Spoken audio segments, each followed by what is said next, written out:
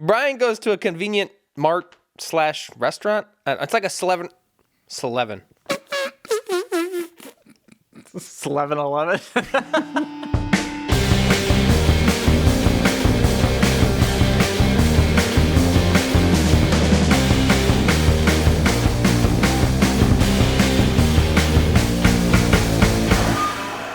Hey, I'm Blake. And I'm Dave. And this is the Action Heist episode of First Prize Films, the steeliest podcast where we each select a genre-specific movie separated by at least a decade and pit them against each other to find out which film wins the coveted title of First Prize. Dave, what does that mean for us? Yeah, so it's like the ice cream machine at McDonald's. Yeah. It's irrelevant.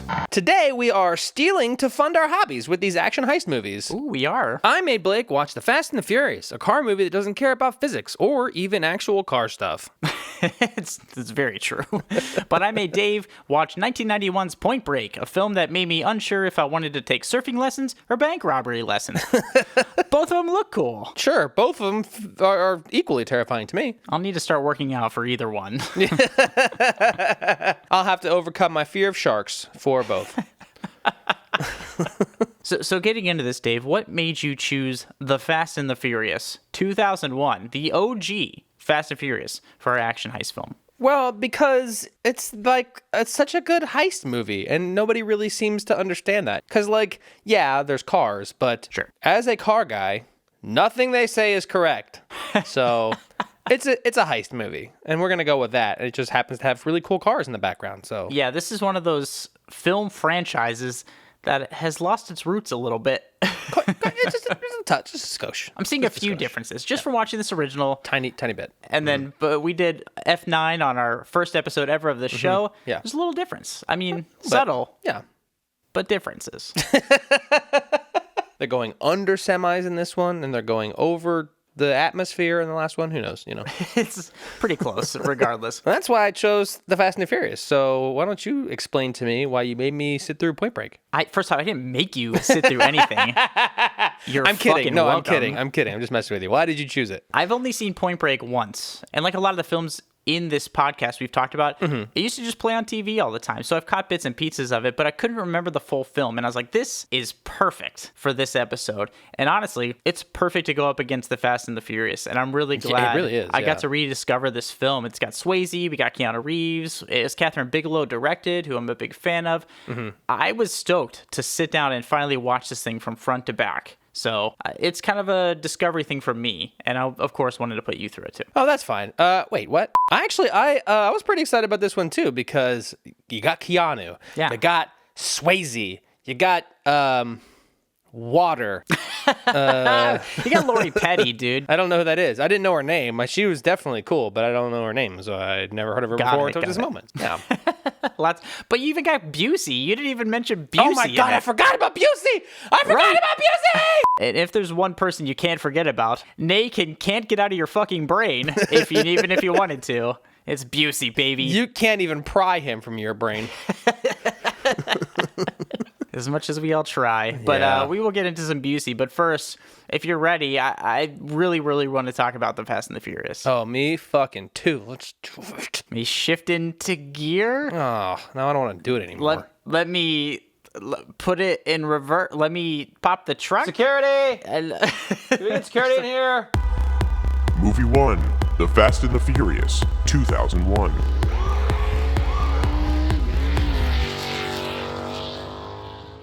So, Dave, I need you to tell me the synopsis of the genre and era-defining film, The Fast and the Furious, 2001. Welcome to the underground street racing scene in Los Angeles, where being so wrong about the one thing your entire life is based on makes you the top dog. There's cars, girls, racing, action, SWAT teams, brotherhood, cookouts, and most importantly, Corona. Yeah! Woo! So we open to a semi-trailer being loaded up with stuff that went obsolete about a year after this movie came out. And a guy, who I guess helped load up the truck, makes a call to let someone know about a real big load coming their way. Oh, and there's a truck coming too. Oh. But also, don't you be shitting on those TV VCR combos. That was hot stuff. Wait, no, this is 2001. This is the sell-by date is even expired for. That's what I'm saying. You're right. You're right. This movie came out, and tomorrow those things were obsolete. It stuck out to me a lot. Later that night, the same truck is surrounded by 3 pissed-off weed whackers. No, sorry, those are Honda Civics. And they all have green underglow. And these Hondas are hijacking the moving semi-trailer with a harpoon gun and a sedative for the driver, who is still at the wheel. And then the trailer and the Hondas are going through a 1-lane construction area, and one of the Hondas drives under the trailer. Okay, listen. I'm hard. Let's keep going. No. We cannot keep going because I have questions here. Mm-hmm. First off, that truck driver, actually all these questions are for the truck driver. A, sir, why didn't you just hit the brakes? just stop. You could stop at any point. Just hit the brakes. Also, why did he stop and just let them take this stuff? This dude is like trying to hit them with a bat. Like, I got to get these mini TVs to Circuit City. Come hell or high water. Like, god damn it, dude. He wanted to wait to use his Louisville Slugger. Fair enough. It did look new. He's just waiting to test it out. Now we meet our hero, Brian, played by the late, great Paul Walker. Oh, yeah. And his neon green Mitsubishi Eclipse. And he's hitting 140 miles an hour after shifting too many times in a fucking parking lot before spinning out for some reason. There are so many things wrong with this. You know what? We don't have time. I'm not a car guy, obviously, but you have questions. I was just like, oh, look at the pretty green car. It's going fast. No, you're not doing 140 miles an hour in a parking lot. I'll have the tuna. No crust? No crust. You know what, Blake? What better way to lower your nearly dying in a parking lot adrenaline? Mm-hmm. Tuna, apparently. Oh, not lowering your chance of heart disease, but whatever. Right. It's a lot of mayo. Brian goes to a convenient mart/restaurant. It's like a 7-Eleven on steroids, I guess. We also meet the rest of our street racing main characters, who I'm just going to rattle off real quick. Okay, we got Dominic Toretto, played by Vin Diesel, his sister Mia, played by Jordana Brewster, Letty, played by Michelle Rodriguez, Vince, Jesse, and Leon. Oh, by the way, Vince hates tuna, and he hates Brian for eating it every day, I think. Could be something else, though. It's definitely tuna related. I felt that too, Dave. Hey man, he was in my face. I'm in your face. These guys are so fucking tough. This is like Toxic Masculinity, the movie. Yes. So Brian and Vince get into a fist fight, which Dom has to break up. And Dom isn't happy at all about it, so he Karens Brian and tells him, "You just lost your job, son." Luckily for Brian, his boss is on his side, but like against his will, it seems like. Whatever. Brian needs NOS, and he needs it now. Yeah, listen, his boss looks scared of Brian, and I would too. He's a handsome boy. Handsome is scary. Again, I thought we've been friends for a while, and you would understand. I'm scared of good-looking people. No wonder you're so nervous around me all the time. Yeah. So now we're at a giant car meet where every driver has multiple girls all over him, which is totally believable, right? Because most women are impressed with gaudy Japanese cars, right? I am. Wait. Did you say women? I also love this part where they're setting up to like go street racing finally, because I could really understand why teenage boys loved this movie. Like, there's women, there's cars, there's Limp Bizkit playing. What's not to get attached to? Just keep rolling. By the way, the running joke with the car community is how guys think it is Fast and Furious. Yeah. How it really is a bunch of dudes standing in a parking lot. So what you're saying is I could be a car guy after all. Yeah, I mean, you just shut your mouth and stand next to a cool car and everybody think you're a car guy. Okay, I also need to get a car. It's not how you stand by your car. It's how you race your car. So Brian meets a couple of new friends, right? We got Hector and Edwin, a.k.a. Ja Rule for some reason. And then Dom and his crew show up. One race, 2G buy-in. Winner takes all. I don't have any cash, but I do have the pink slip to my car. So after a bunch of car phrases pulled straight from random Wikipedias about cars with no context at all, Brian is given the okay to go ahead and race. And the race is Dom, Brian, Edwin, and somebody else. Who cares? And they prep their cars for race. Okay. Yeah. I really need you to strap in for this. Okay. On an empty street, blocked off by hundreds of cars. Yeah. In Los Angeles! It makes no sense. Yeah. You and I both know there is never an empty street in Los Angeles. It doesn't matter the time of day. No. I hit traffic at 3 a.m. on a random side street in East LA. Just, Exactly. I don't know how I got here, but I'm stuck here now. All right, a bunch of stuff happens in this quarter-mile race that somehow takes 2 minutes, including Brian's laptop shouting at him that his manifold is in danger, and then his floor pan drops out after the car spits bolts at him from the glove box. He hits his NOS to pull ahead of Dom. Dom hits his NOS and pulls back ahead to win the race, and then Brian spins out at 140 miles an hour again, somehow not hitting anything in the process, and now smoke is just pouring out of his engine bay. You said a lot of words there that I didn't understand, like NOS, manifold, pan, lots of things. I don't know what's going on, Dave. What is NOS? Okay, NOS is nitrous oxide. It's like when you put it in your car and you tune it properly, it gives you more horsepower, makes you go faster. The super go fast button. That's what that is. Super go fast button, yes. For Okay, you, got it. Super go fast button. Cool. So basically what happens in this thing is he hits the super go fast button. Yeah. The computer is like, hey, there's a danger to this one specific part of your engine. Oh. And then the floor pan of his car where the passenger puts their feet falls out. Why? No one knows. Oh, okay. I didn't know if that was a thing that could happen. No. Okay. Also, your computer is not going to tell you there's a danger to the manifold. The PSI on your intake valve filter is torquing too hard. That's exactly what this movie is like. What are you smiling about? Dude, I almost had you. You almost had me?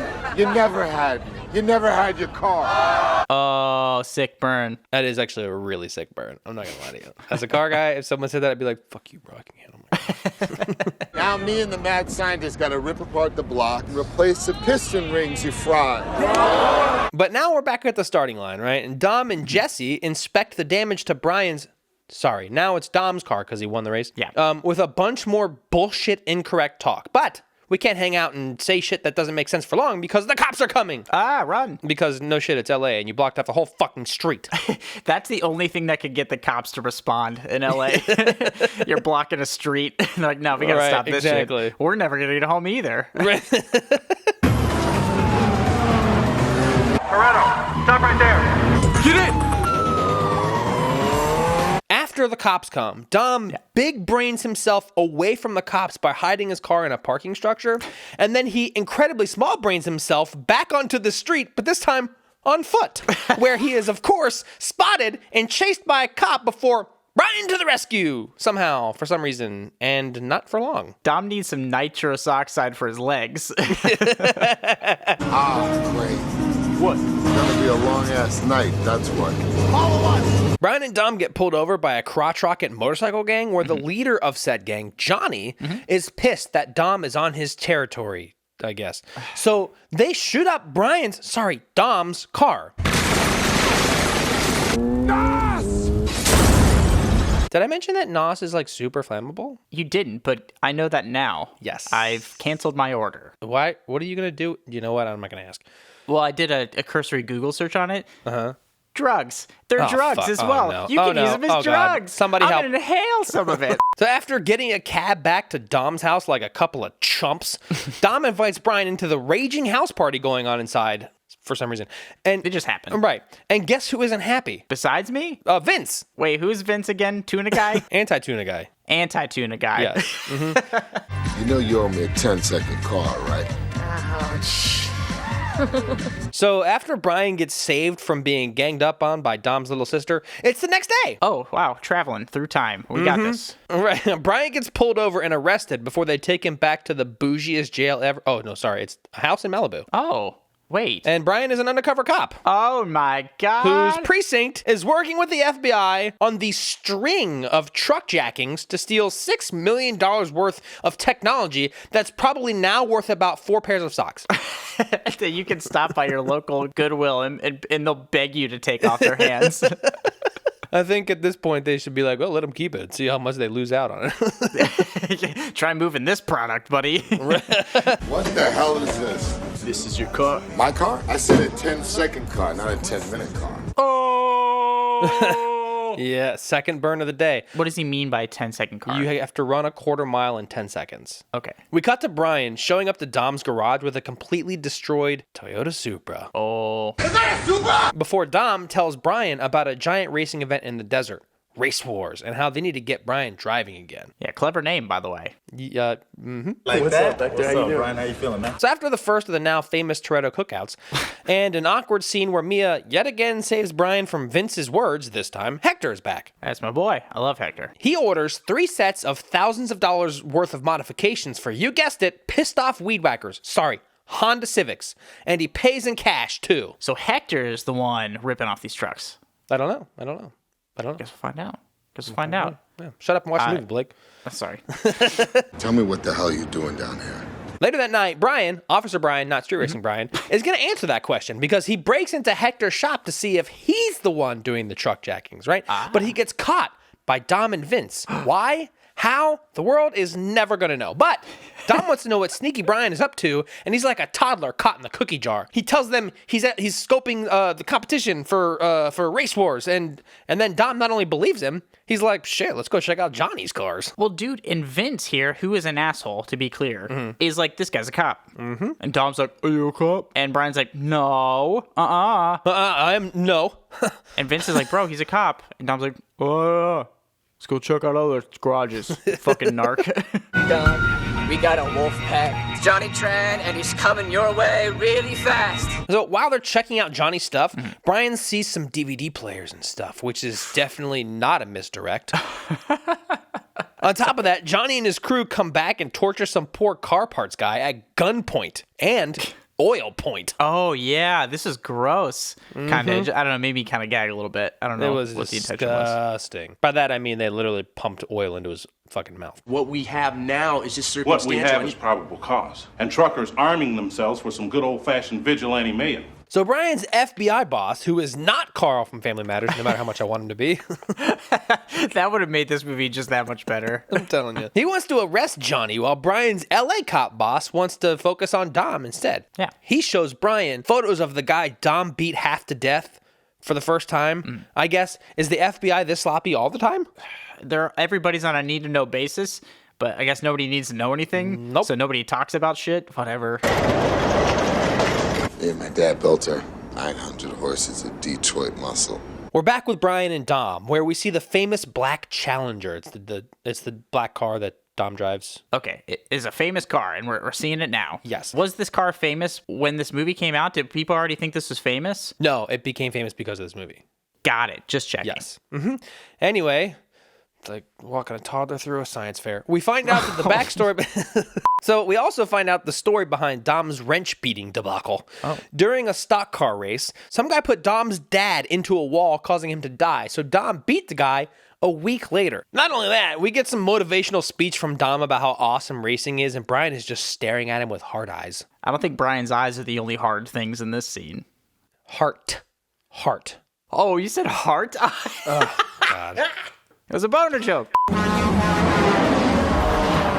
Hijacked us a fit again. We're gonna move on Johnny Tran and his guys at 1700 hours. So the next day, we get 2 simultaneous montages. Yeah. Overlaid with some dope-ass song. I don't know what it is, but I liked it. Sing it. So Dom and Letty get horny while working on a random car, as one does. Happens. And at the same time, the FBI is raiding every major member of Johnny's crew. Turns out, the stuff that Brian found at Johnny's house was legally purchased. Back to square one, sort of. They're just really into almost obsolete technology, okay? Give them a break. It's Toretto, Brian. It always has been. He won't go back to prison. Well, we'll get back to that in a minute. In the meantime, the Supra is done. That's right, dude. It's car stuff time again. Yay, maybe. Nice car. What's the retail on one of those? More than you can afford, pal. Ferrari. Smoking. After Brian absolutely obliterates the Ferrari that he can't afford, apparently, he and Dom stop for lunch because almost dying in traffic really works up the appetite, I'm told. Yeah, for sure. It's here that Brian tries to get Dom to admit to him about the trucks, but like in a let me get a piece of that action kind of way. Oh, yeah. But Dom is like, I want to see how you do at Race Wars, because apparently he hasn't seen enough of Brian's driving thus far. Yeah, I guess. I don't know. No, that doesn't make sense. I thought you guys were cool. Welcome to Race Wars. Great, next what? So we get right into the racing. Yeah. Jesse throws down the pink slip to his dad's car, which we find out in this moment because they didn't tell us that before, and ends up racing who else? Just out of prison, Johnny Tran. And of course, Jesse loses and hands over the car like a real... Oh, nope, he's running. Where's Jesse going? Just race Tran for slips. It was Johnny Tran, but Jesse ran. Do you hear what I did? It rhymed. Security! Where's he going? Went to the car wash. Whatever, go fetch my car. Johnny takes this time to accuse Dom of narking on him and getting the SWAT called on him. And the level-headed Dom dismisses it by punching Johnny in the face repeatedly. Yeah, he dismisses Tran with a fist to the face. So let's fast forward to that night, because Dom somehow wasn't kicked out and arrested of Race Wars, but is instead leaving to do another job. I don't. What are the logistics of this, truly? I don't. And also, when are these people going to sleep? They got to sleep to race good, right? No. Okay, good to know. And you know what, though? Mia is quite pissed, so Brian takes his opportunity to just blow his cover to stop Dom. I'm a cop. You bastard. Your brother's out there. He's about to pull a job, and we're running out of time. Please help me. So Brian and Mia hop in the Supra and take off after Dom and the team, who, by the way, also want to maybe skip this one. But Dom pushes because those items lose their value faster than you can say piston rings correctly. It's a time issue. We got to go quick. Okay, go time! Dom and the team start their truck jacking, but the truck driver has a fucking shotgun. Oh, dude. He immediately starts firing at everything. Vince gets stuck in his cable that's attached to the truck and shot in the stomach. Letty gets pushed off the road into a barrel roll. Leon goes back to get her, and Dom's engine gets shot and ruined. So that's it. Vince is a dead man, right? Yeah. Not so fast, sir. Brian to the rescue! Oh my gosh. I think the truck driver is also in cahoots with Big Tuna. Mm-hmm. He knows how Vince feels about it, and he's like, fuck this guy, kill him. Let's watch that fucking movie. Oh God, Dave, can we write this movie? This sounds awesome. I'll call my agent. Great. My agent is just me, so let's not get too excited. Every time your agent sucks. So he gets Vince off the truck as the driver is reloading his shotgun and barely avoids being shot in the face. And once they get stopped and they're rendering as much aid as they know, which I assume is a lot since they're all doctors. Yeah. No, sorry, they need help. Yeah, this is Officer Brian O'Connor. I'm off-duty MAPD. I need a life flight rollout right away. So after Brian reveals he's a cop and Dom and the rest of the team take off, we're suddenly back at Dom's house. And he got the Challenger out. Because, listen, he's got to find Jesse before Johnny does. And as if it was written in a movie, Jesse rolls up mid-confrontation. And as if that wasn't enough coincidence for you, so does Johnny and one of his goons. They had to like really wrap this movie up really quick. Like, fuck it all just happens right now. Dom and Brian both take chase after Johnny and the other goon guy. I don't know. While Brian gets shot at for 5 minutes, Dom shows up out of nowhere, knocking the goon off of his motorcycle. And then Brian skids his Supra to a stop and shoots Johnny dead. Yeah, this scene was actually really intense. Like, everything in this movie feels, kind of a little over the top, a little goofy. But this, you see Brian have to kill a man on the streets of Los Angeles. I'm like, oh, yeah, this feels bad. That railroad crossing up there is exactly a quarter-mile away from here.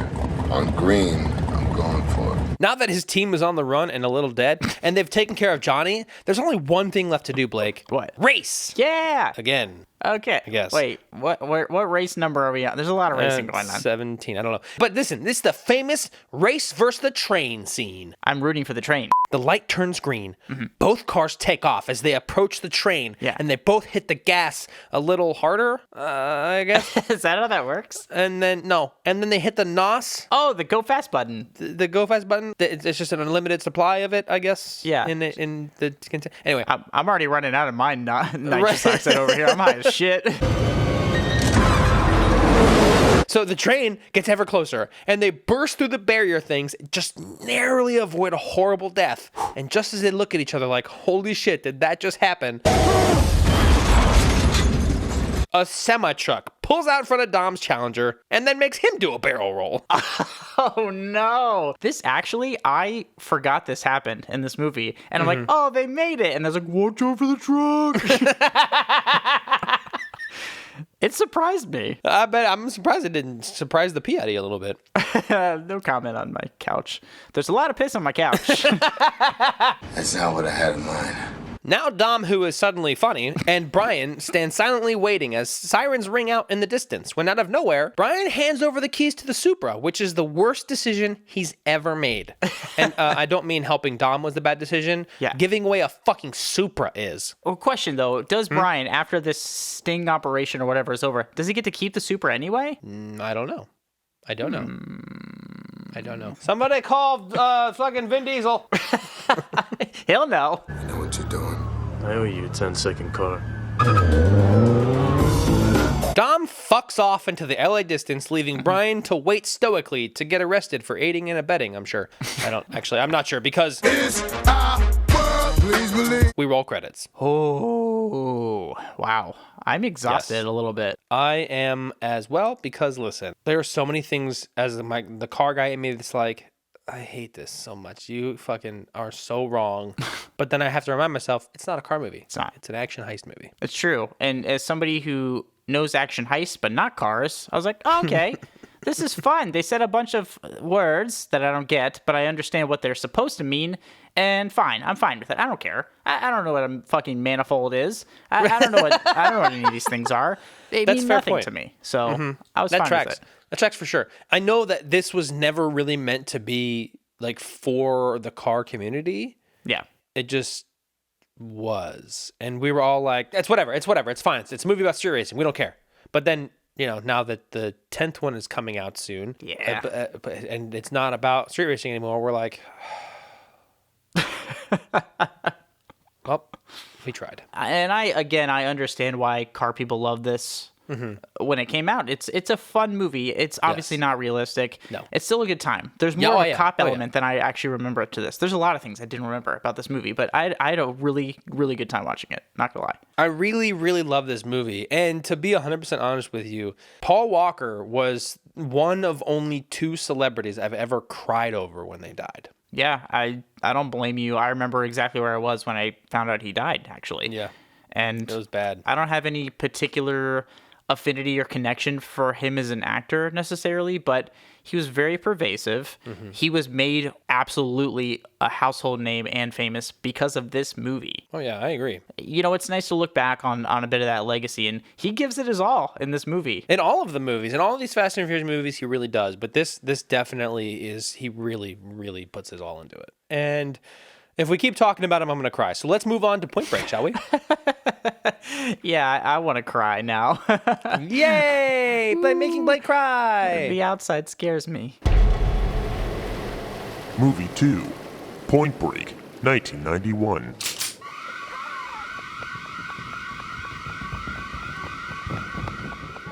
All right, dude. We just got done racing to rob or robbing to race. I don't know. Let's get into surfing and stealing. Give me the synopsis for Point Break. After former football star Johnny Utah joins the FBI in Los Angeles, he'll suffer through his civic duties, like learning to surf, meeting cool new friends, making out with babes, and hopefully, maybe probably, catching the masked bad guys. How will all of these overlap? Great question. Just watch the movie.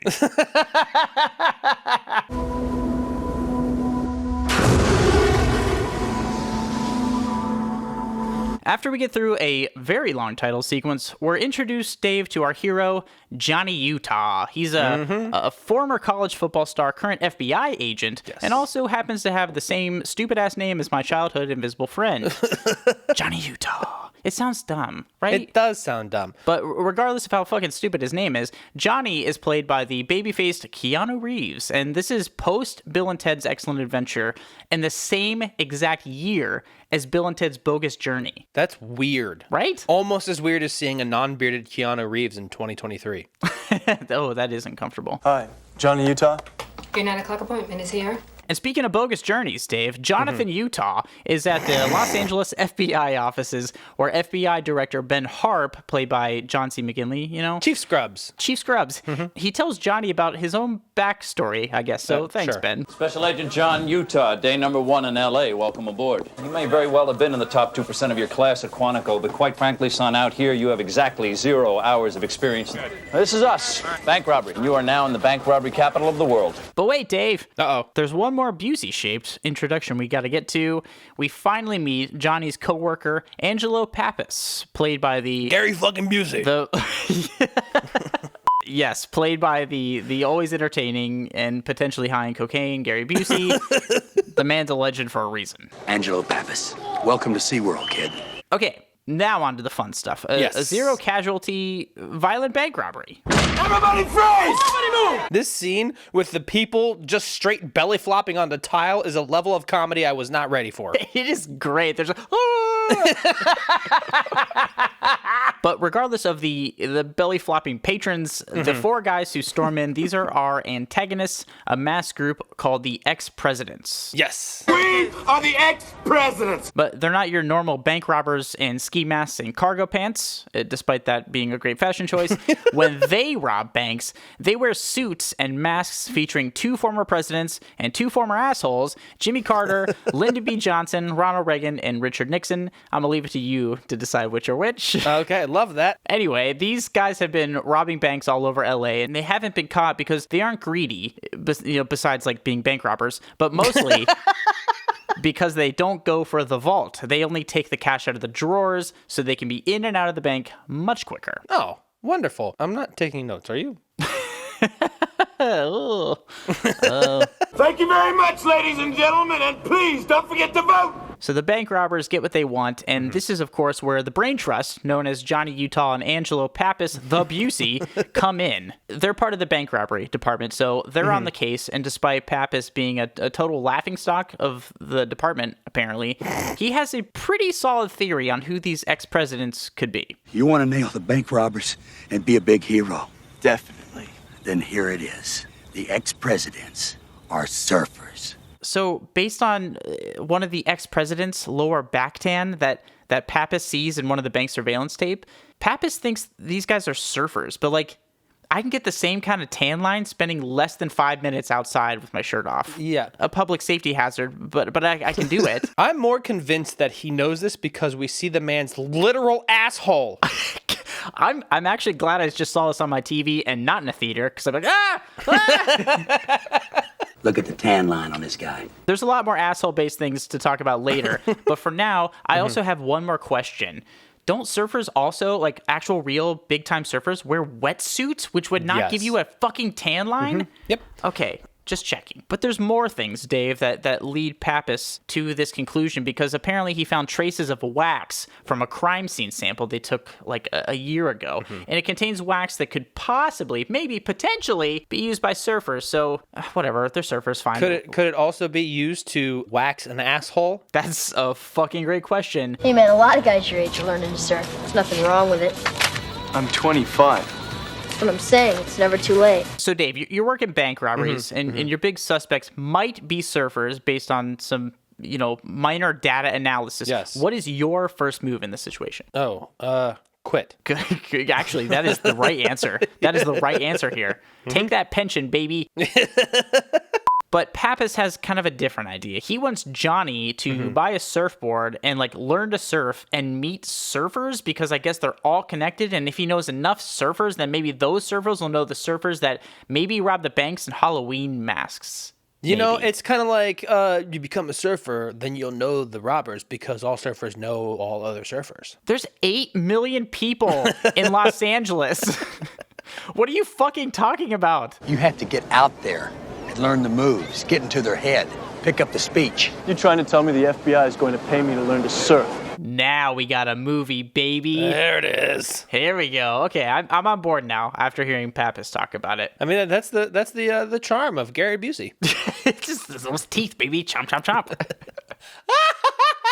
But for now, at least, we get a montage of Johnny trying to surf and almost killing himself while pissing off every other surfer, and one of the surfers even has to save him. Crazy son of a bitch! You want to commit suicide, you do it someplace else! Not the cleanest way to go out. Not at all. But this beautiful woman who saves him is Tyler, played by Lori Petty. And just like that, Johnny has found his way into the surfing community. And what's next, you ask? Was I supposed to ask that? Well, obviously, you got to spy on this lady with some binoculars at the beach, Dave. There's nothing more endearing than a man in a suit at the beach looking at women through binoculars. Yeah, sure. Johnny Utah is a creeper. Anyway, through the FBI, Johnny gets some info on Tyler, and he uses her traumatic past to weasel his way into her life and into the surfing community, Dave. This guy fucking rules. What? Okay, tomorrow, here, 6 a.m. I'll teach you a few things, and then after that, you're gonna be on your own, okay? Well, that was pretty easy, honestly. Although I think the world is probably your oyster when you look like Keanu and, lie about your parents being dead. You can do anything. Yeah, manipulation. Sure. Cool. This sounds good. Cue Great. the surfing montage.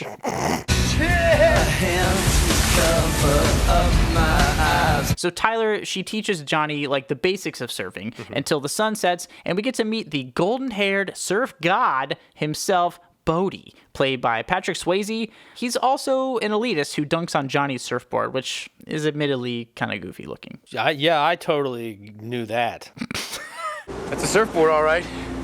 Looks like a 57 Chevy I used to have. This is where we meet Bodie's surf buddies, and they all play football on the beach, and it's finally revealed who Johnny actually is. This isn't them revealing that Johnny's an FBI agent. They reveal to Bodie's friends that Johnny is actually a former college football star quarterback. I was wondering, why is he using his own fucking name to go undercover? That's all I could think about in this sequence. Isn't Johnny supposed to be undercover? Why is he using his real name? And most importantly, thank God the internet didn't really exist in the way it does now then.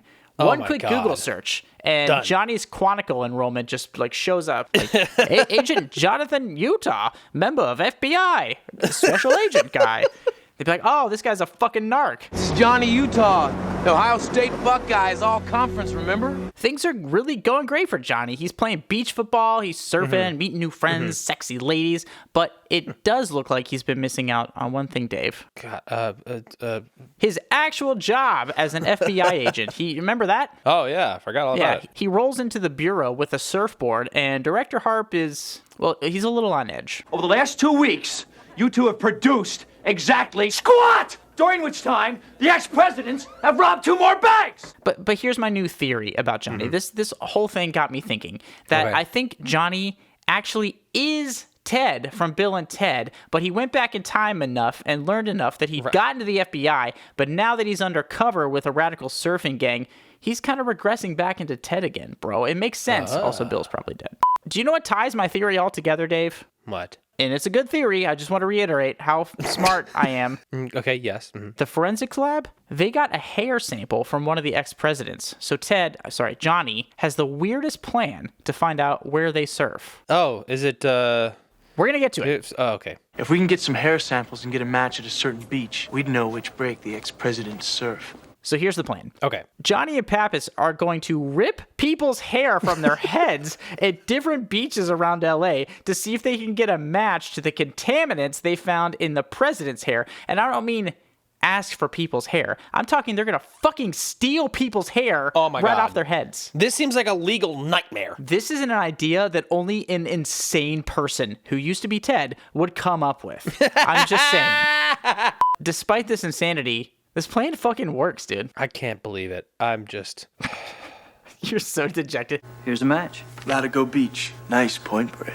Long workable rides. Surf's up, ace. So Johnny and Pappas, they go to Latigo Beach to search for the ex-president's surf club, which I assume is what they call themselves. But what he finds, actually, is a group of surf Nazis who try to kill him. Oh my God. This gang of surf Nazis also includes Anthony Kiedis, the singer from the Red Hot Chili Peppers, playing one of the Nazis. Immediately paused it. I was like, is that Anthony Kiedis? Yeah, he's the Red Hot Chili Führer.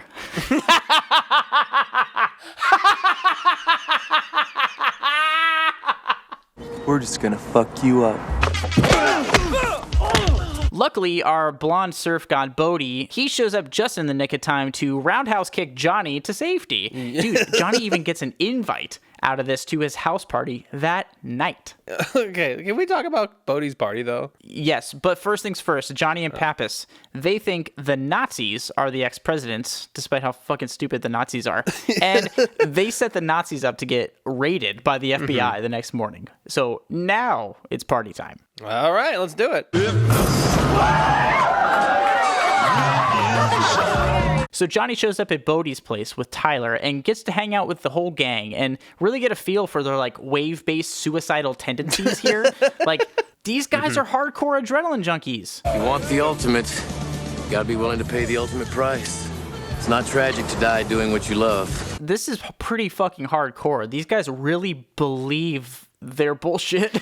Yes, they do. Johnny is over any self-preservation instincts he had himself because he looks like he's buying into this hype as well. He really does. I mean, shit, I'd buy into it too if it meant I could be friends with Swayze, dude. That guy seemed awesome. You are notoriously easy to get into a cult, so this tracks. Listen, send me your pamphlets. I'm open to experiences. That's all. But luckily, Tyler, she recognizes what's going on with Johnny. She's not cashing any of these philosophy checks, so she gives him a warning. What's the warning? You got the kamikaze look, Johnny. I've seen it. Bodie can smell it a mile away. He'll take you to the edge. Past. This is a fair warning, to be honest. And the edge, I assume, is investing your life savings into NFTs, because that shit is going to be worth nothing tomorrow.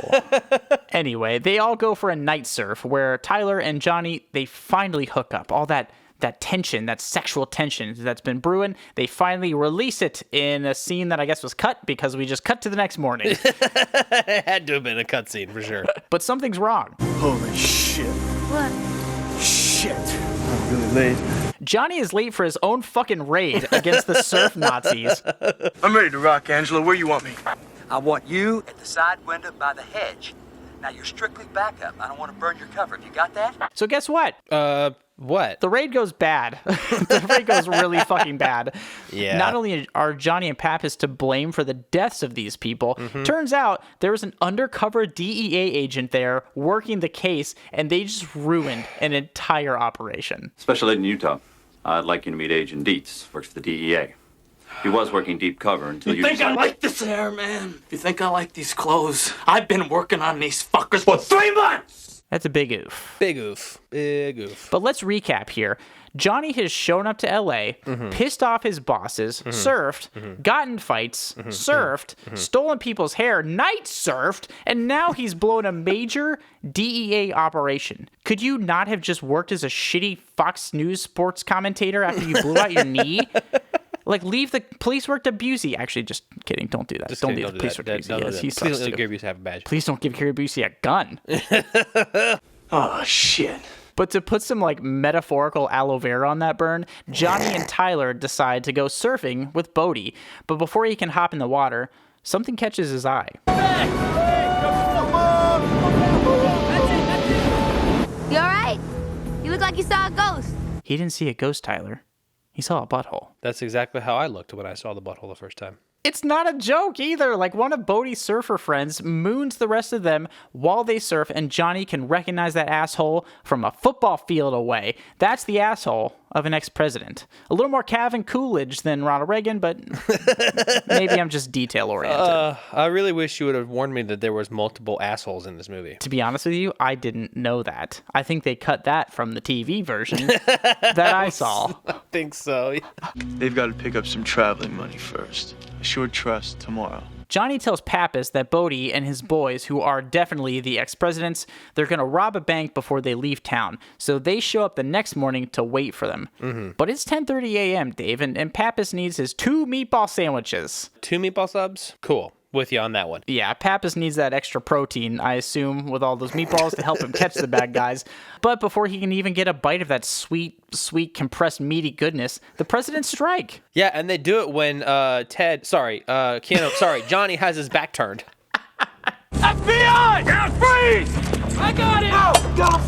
Cue the car chase, Dave. Our boys rip through the streets and parking lots of LA, and no one seems to notice because that's just how we drive here. The presidents, they dump their car and they set it on fire when Johnny catches up to old Ronnie Reagan. Now it's personal, dude. Johnny runs after Reagan, I assume to convince him that trickle-down economics has never worked, but Reagan isn't having it. He throws a fucking dog at Johnny. He threw a pit bull. Luckily, rabies can't stop Johnny, but do you know what does, Dave? Is it an asshole? Close. It's his Gumby-ass knees. He falls into a water runoff canal and hurts his bad football knee. Well, you know, Blake, it's a good thing that he didn't blow his cover by running around with his face out. Oh, wait. We're going to get to that later, but this part is really tense too because he's lying on the ground. He has Reagan in the sight of his gun, and they make eye contact. Reagan, of course, is Bodie. Yes. So Johnny lets him run away. He points his gun to the sky and just fires off an entire clip of bullets into the air out of frustration. Which means that people are going to die. Just fucking Phil over here walking out to check his mail. He's just having a goddamn good day. He got his tax return in the mail, and he goes to the mailbox to get it. Boom, dead. Straight bullet from the sky. I missed. I believe you're either scared or you're getting too goddamn close to the surfing guru buddy of yours. Pappas, though, he knows that Johnny is falling for Bodie's charm, and things are a little tense between them, I would say. Getting a little bit tense in here. Pappas has a hole in his stomach where meatballs should be and an empty jail cell where Bodie should be. He's pissed. I'd be pissed too. And yeah, I'd be pretty pissed about not getting my meatballs too. Man's got to eat. But Johnny, he's kind of feeling a little guilty now. So he goes home, and instead of telling Tyler that he's an FBI agent like he should have, he lets his penis do the talking. Man, this is harder than I thought. Men are so bad at this. At the same time, though, Bodie, he rallies his spooked out boys. I mean, this is serious shit, and I am scared. This was never about money for us. It was about us against the system. That system that kills the human spirit. Which, you know, I get, but also run away. Yeah, I don't have time for this hippie TED Talk. But Bodie has other plans. Probably gonna go surf. Surf it out, bro. Surf out the bad vibes. Then don't worry about this guy. I know exactly what to do with him. Unless what he's going to do is a crystal healing session, I'm thinking things are about to get a little rough for Johnny. Yeah, I think they're going to get pretty ugly, yeah. And they do. Tyler finds out that he's an FBI agent and almost blows his fucking brains out. And Bodie shows up and forces Johnny to go skydiving. I mean, yeah, but they're probably going to kill him. But they decide to go skydiving first. Not chain him up and beat him to death in a basement. Just dive out of a plane. Vibe it out with your bros. It's probably going to go fine. But seriously, though, why did Johnny go back home? He knew that they knew that he was an FBI agent, and he just goes home unprotected. Doesn't even sleep with his gun. Listen, he started out undercover using his own name. And he finishes it out by using his own face. So, I don't... Ever done this before? No. But I've seen it on TV. It's 100% pure adrenaline. That's what I said about my first time having sex. Oh, not me. I cried a lot. So Johnny's up in the plane with Bodie and the rest of the boys, and there's a little tension going around here. There's kind of a game of musical parachutes being played, you know? Johnny doesn't trust it because, I don't know, like, they're not talking about the elephant in the room. They're not, well, the elephant in the plane, the plane and the elephant in the elephant in the Cessna. There's FBI guy, I don't know. Whatever. But Johnny, against his better judgment, just jumps out of the plane anyway with the guys. Fuck it. This is a fun sequence, though, I have to say. It is, yeah. There's a lot of like great cinematography. Like they definitely pushed this camera dude out of a plane for sure. It paid off. In the 90s, you know, he's like, yeah, like it has he has like this giant ass film camera, and so he's falling down to earth. I don't know. Kudos to that guy, whoever you are. May he rest in peace. So after all of this skydiving fun, bygones are bygones, right? All is forgiven. Bros supporting bros. Before hoes. This is an insurance policy. Okay, all is not forgiven. No. Bodie and the boys have kidnapped Tyler, and they're holding her hostage until Bodie arrives at a specific location 6 hours from now. Okay, but 6 hours is a long time. We can stop by McDonald's too, right? No, McDonald's after the bank robbery. They got one more bank robbery. They got to do one more bank robbery. Just enough time. One more final job. Yeah, before they split town. And Johnny gets to go with him, a little ride-along. A rob-along. Yes, a rob-along, but he doesn't get a mask. Oh. Rock and roll. So the ex-presidents, they storm into the bank and they make sure Johnny's face, gets on camera. Dicks. Of course they do. But remember how in the beginning we talked about how they go into the banks and they never go into the vault because it slows them down, right? Yes. Mm-hmm. Well, this time they go into the vault. And it slows them down. I was going to say, I'm sure it won't backfire, but it immediately does. Dude, it slows them down enough for an off-duty cop with a gun to take matters into his own hands. Federal agent undercover! Dude, shit goes really bad really, really quick. It goes sideways and a half. Like, Bodie gets shot, and then Johnny, he tries to reveal himself as an undercover agent, and he takes 2 bullets to the chest. This off-duty cop doesn't have a job anymore after this. Well, this off-duty cop is like the Oprah Winfrey of gunshot wounds. He's just handing them out left and right. Yes, he is. Bullets are seriously getting lobbed around like Mardi Gras beads, and even though the presidents and Johnny are wearing bulletproof vests, one of the presidents still dies from his bullet wounds. Sure, that's how they work, right? They gotta get out of there, Dave. So Bodie knocks Johnny out and leaves him there, and they just flee. You have the right to remain silent.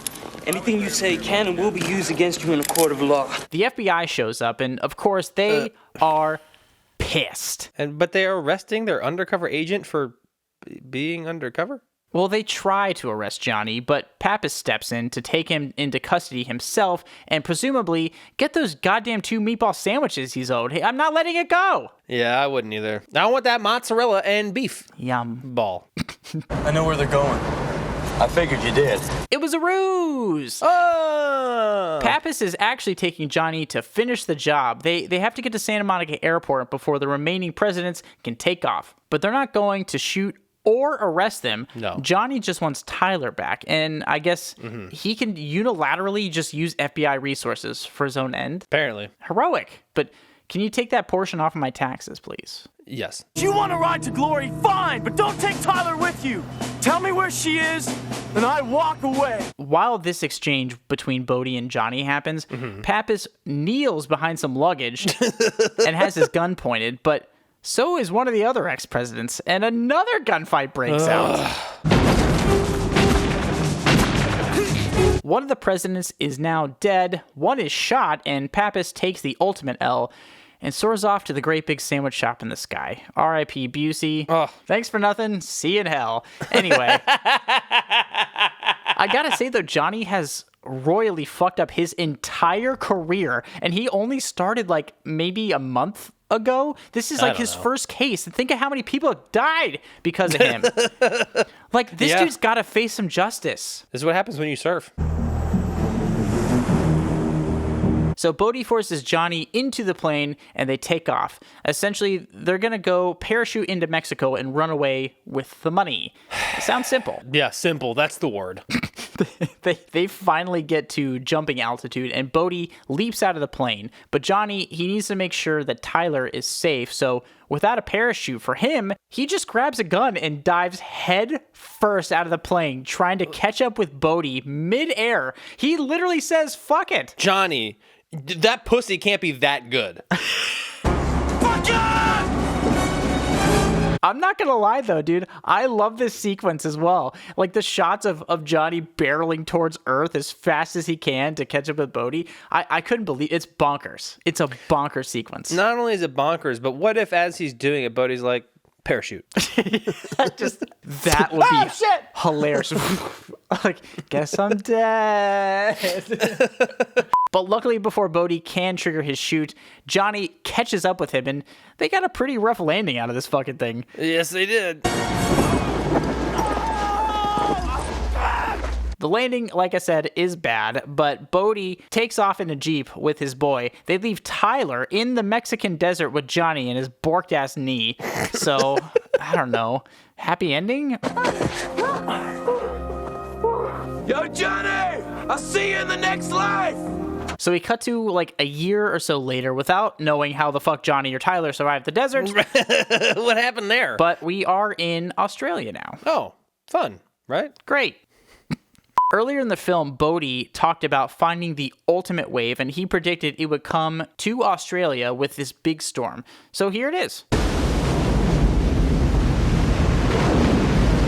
Johnny finds Bodie standing on the beach, looking at the surf like he's staring into the abyss or something.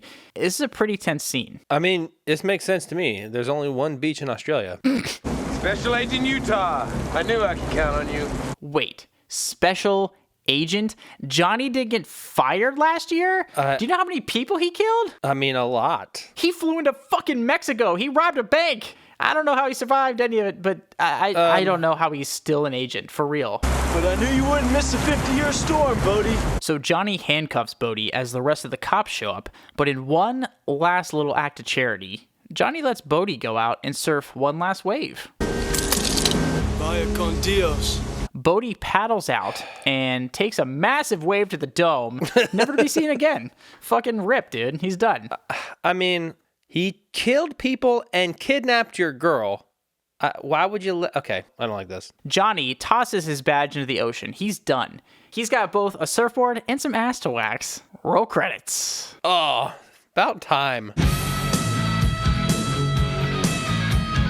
Woo! Don't pun me right now. This is a fun movie. It's fun. I definitely agree with that. I don't agree with Johnny's state name.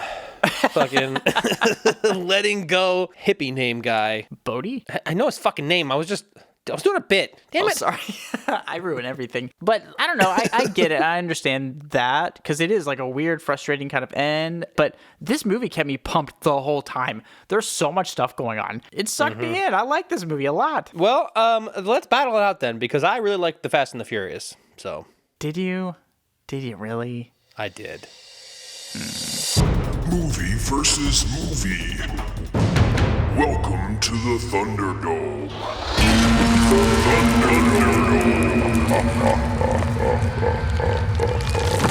This place fucking rules.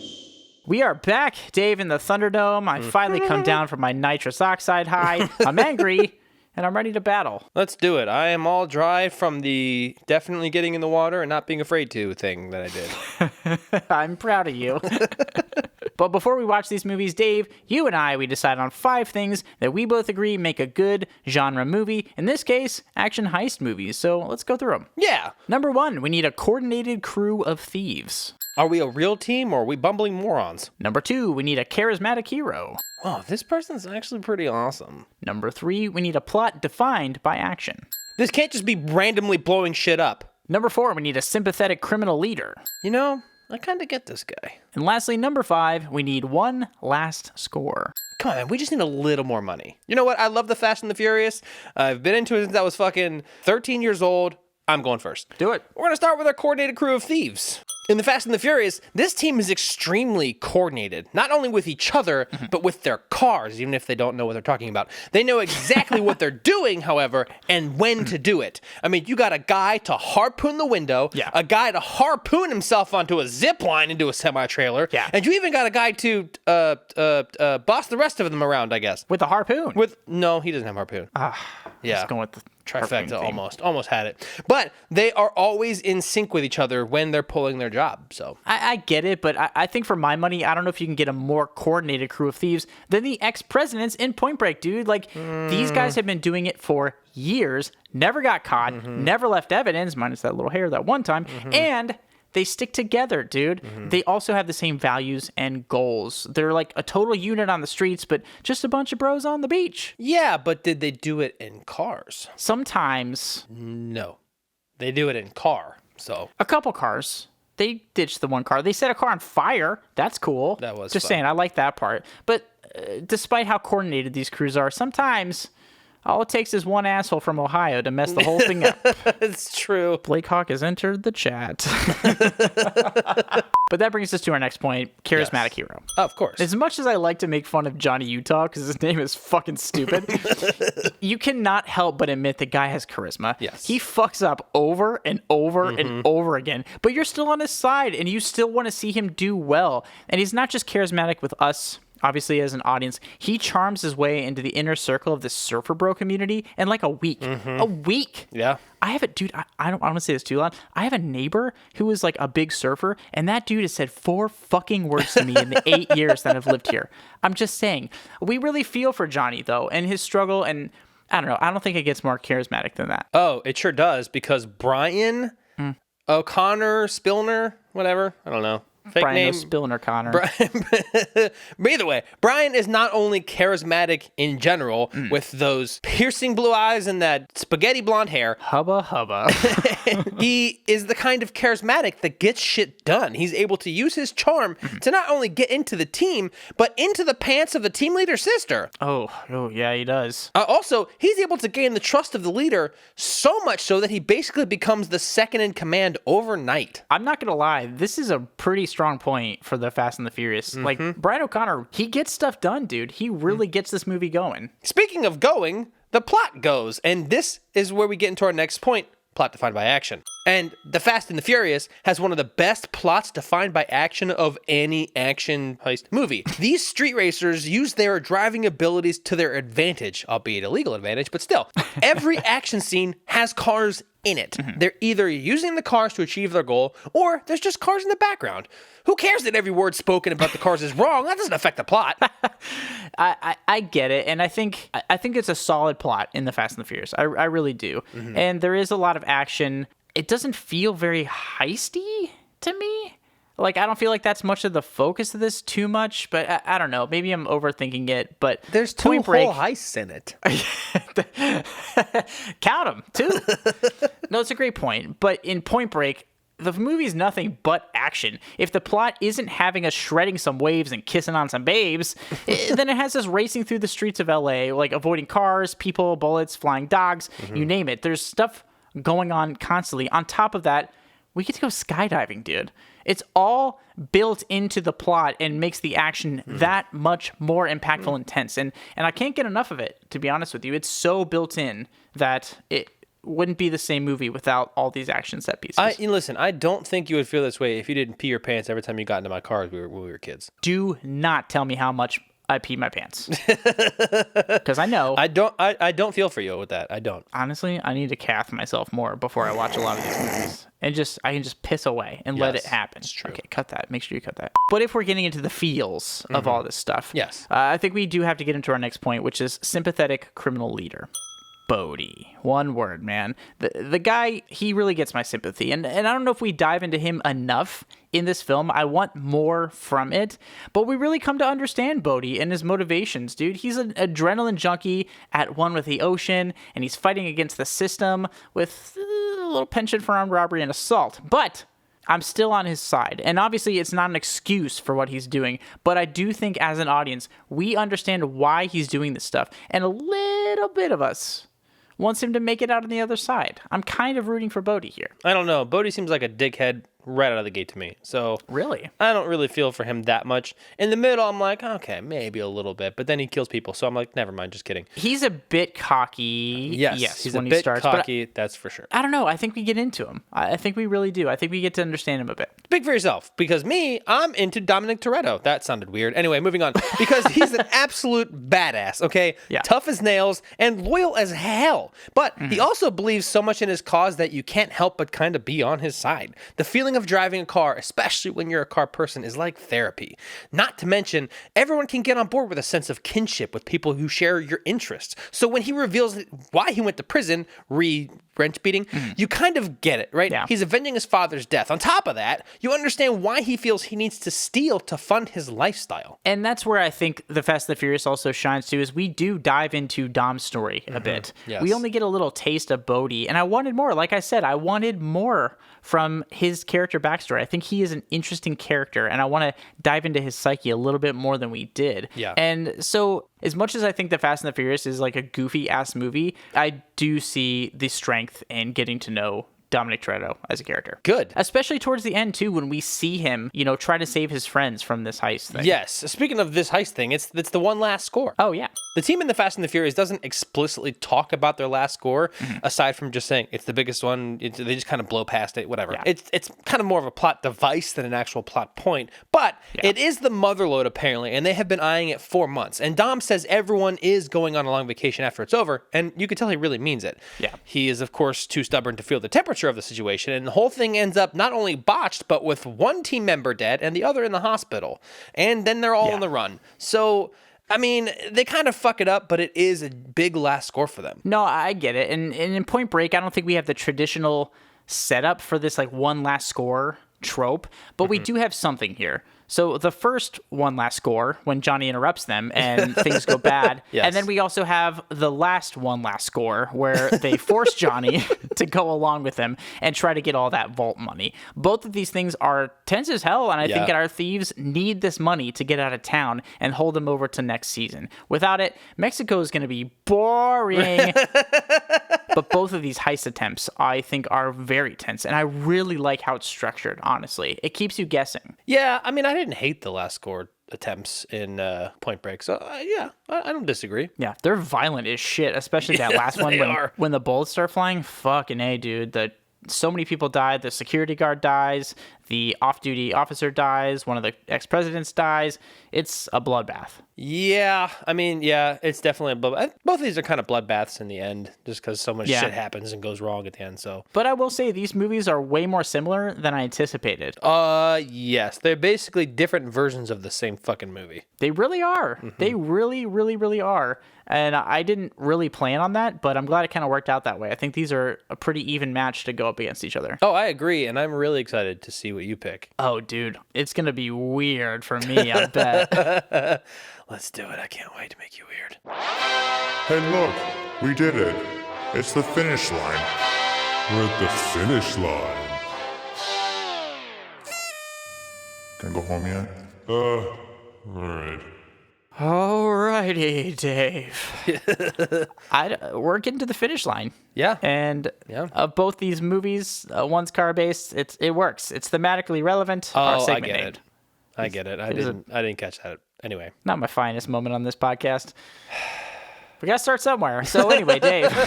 Yes. We are here at the finish line. Tell me, between The Fast and the Furious and Point Break, which is the better action heist film? I sure will. Listen, Point Break was a fun movie. Yeah. I enjoyed it front to back. It was basically identical to fucking Fast and Furious in terms of overall plot. Yeah. It was fun. It had a lot of Gary Busey. So much Busey. That's always fun in a terrifying way. And Keanu Reeves and Patrick Swayze.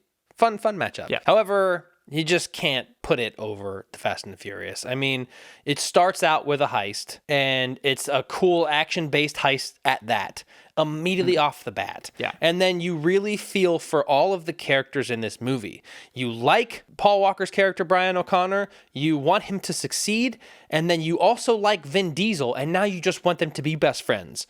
And I mean, I don't have to give away the farm here, but that's pretty much exactly what happens. No, for sure. It checks all the boxes for an action heist movie, and it does it well. It doesn't check all the boxes of a car movie, but that's fine. So my official pick for first prize films and action heist category is The Fast and the Furious. Fair pick, and I think both of these films are pretty good. I'm not going to lie. I wasn't sure how I was going to feel revisiting The Fast and the Furious. I haven't seen it in forever. And Point Break, I've heard so much. People rave about this movie. And I was like, yes, dude, I can't wait to dive into this and really sit there and experience it front to back, not on TV and not being 8. So the Keanu Reeves Swayze combo is so good, dude. Yeah. We get surfing, we get all those like radical early 90s kind of like sports tropes and stuff. That's true. It's so much fun, and there's so many great sequences in it and so many little things that I could like attach to. And then you have The Fast and the Furious, which is an unexpectedly emotional film for me. Not that it like made me cry or anything like that, but I was like, wow, you really get to dive into these characters, kind of like what I was saying in the Thunderdome. There's a lot to it, and I think it's a really good structured film. It really moves, and I think there's a lot of weird things with Point Break where I'm like, how did we get here though? Yeah. It just flowed for me, The Fast and the Furious, whereas Point Break was kind of hit or miss. And as much as it pains me to say, I think I'm gonna have to go with The Fast and the Furious for my choice for first prize film. It's a good movie. I don't think it's a great film necessarily. God, no. It's kind of bog standard, but in terms of the genre that we're talking about, I think it fits into that much better. That makes me feel so good. And it's mainly the, kid in me who's like, this movie changed my life forever. Yeah, I don't care about this movie. I know you don't. No, I know you don't. But this movie legitimately, I was already into cars because a couple of my uncles really liked cars, or they were into like, German cars or whatever. Sure. This sent me on a trajectory towards Japanese cars. So that part of me is very relieved that you picked it. But I do have to agree with you. I think it's a better structured film in general, and I think it's just, like I said, it checks all the action heist boxes for me. It really does. And like all those like family themes and all the things that we make fun of this franchise for now are so much more subtle, and all the groundwork was really laid and done well in this movie. This is a good movie to set up people for a franchise. How that went, that's... Oh, God, I don't want to talk about it.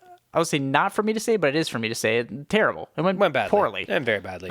Well, this was fun. I really enjoyed this episode. I'm glad I rewatched these. I really am, actually. Yeah. But whatever. Until next week, this was going to sit with me. Yeah. I'm glad, because this movie will always sit with... Sorry. This one of the two movies will always sit with me. Oh, really? You're not going to think about Point Break ever again? No, not never. Almost never. Fair enough. You didn't grow up with Point Break. I'll give you a pass on it. Yeah. Me, I grew up pretending to have seen Point Break. So, listen, if anybody out there though does have a good nitrous hookup, call me. Oh my God. Oh no. Oh, somebody stop it. Y'all know a dentist? No. Hey, First Prize listeners, thanks for tuning in this week. Thanks for stealing everything with us. If you enjoyed this episode, if you enjoyed hearing us get in way over our heads, consider subscribing to our socials. It's at First Prize Pod on all platforms, and that includes Facebook, Twitter, Instagram. We're on TikTok and YouTube as well. Also, don't forget to check out our website. It's firstprizefilms.com. Yep, we do this for free because we've been selling combo TV VCRs out of our trunks for a while now. But if you'd like to still support us, consider rating and reviewing us on Apple Podcasts, or come hang out on Twitch. We stream every single week talking about movies, having some laughs, and chatting with all of you. Yeah, it's going to be a really good time. So join us next week as we're forced to call ghost hunters in these haunted house movies. Ooh, yeah, I'm going to pee more. We're talking about The Conjuring 2013 versus Poltergeist 1982. I'm going to have nightmares for years. I've been having them for years. You are a nightmare. See ya! Bye.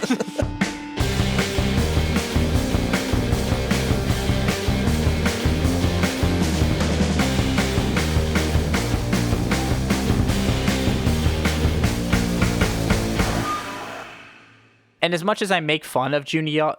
Junie Ota.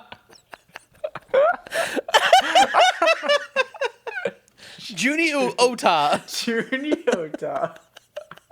Oh, damn, I'm struggling, dude.